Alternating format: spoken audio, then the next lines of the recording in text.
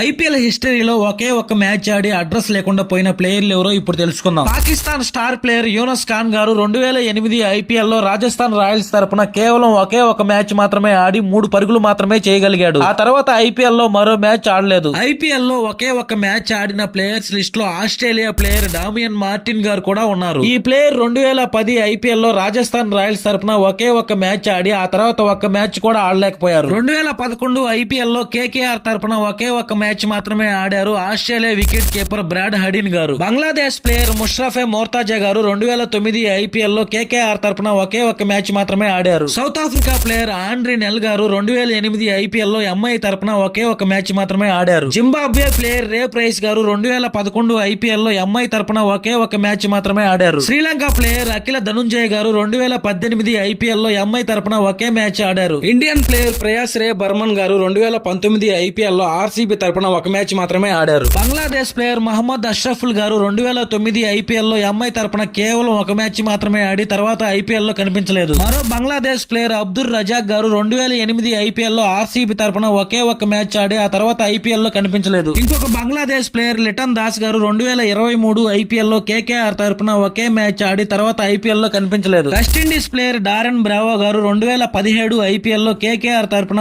ఒకే match ఆడి తర్వాత IPL లో కనిపించలేదు. న్యూజిలాండ్ ప్లేయర్ డగ్ బ్రేస్వెల్ గారు 2012 ఐపీఎల్ లో ఢిల్లీ డేర్ డెవిల్స్ తరపున కేవలం ఒక మ్యాచ్ మాత్రమే ఆడి ఆ తర్వాత ఐపీఎల్ నుండి కనుమరుగయ్యాడు. ఇండియన్ ప్లేయర్ అంకిత్ బౌనే గారు 2017 ఐపీఎల్ లో ఢిల్లీ డేర్ డెవిల్స్ తరపున కేవలం ఒక మ్యాచ్ మాత్రమే ఆడి ఆ తర్వాత ఐపీఎల్ నుండి కనుమరుగయ్యాడు.